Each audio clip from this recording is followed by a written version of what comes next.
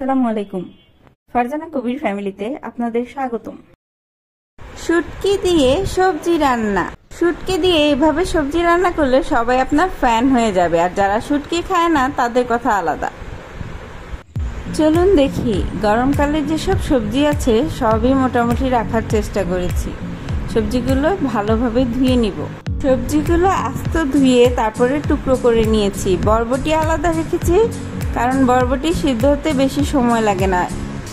চুলায় তেল দিয়ে কুচানো পেঁয়াজ দিয়ে কিছুক্ষণ ভেজে তারপরে কুচানো রসুন দিয়ে দিব। রসুনটা একটু হয়ে আসলে দিয়ে দিব শুটকি। আমি এখানে বাঁশপাতি শুটকি ব্যবহার করেছি।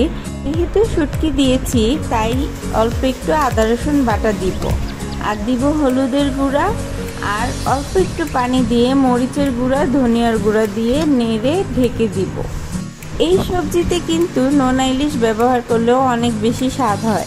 আমার কাছে বাঁশপাতি ছিল তাই আমি বাঁশপাতি দিয়েছি, আবার চাপা শুটকিও দেওয়া যেতে পারে। মশলা কষানো হয়ে গিয়েছে, এখন সবগুলো সবজি দিয়ে দিব, কিন্তু বরবটি দিব না, বরবটি দিব একটু পরে, তাহলে কালারটা সুন্দর আসবে। এই পর্যায়ে ঢাকনা দিয়ে রেখে দিব যাতে সবজি থেকে পানি বের হয়। বা ভালোই পানিও বের হয়েছে, সবজিও একটু মজে এসেছে। এখন দিয়ে দিব বরবটিগুলো।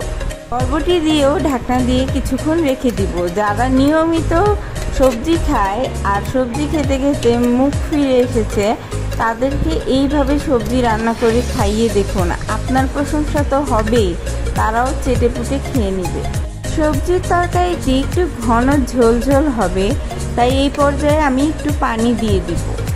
ঝোল দেওয়ার পর চেখে দেখেছি একটু লবণ লাগবে, তাই লবণ দিয়ে দিলাম। আমি ঝোল এইরকমই রাখবো। ব্যাস, আমার সবজি রান্না কমপ্লিট।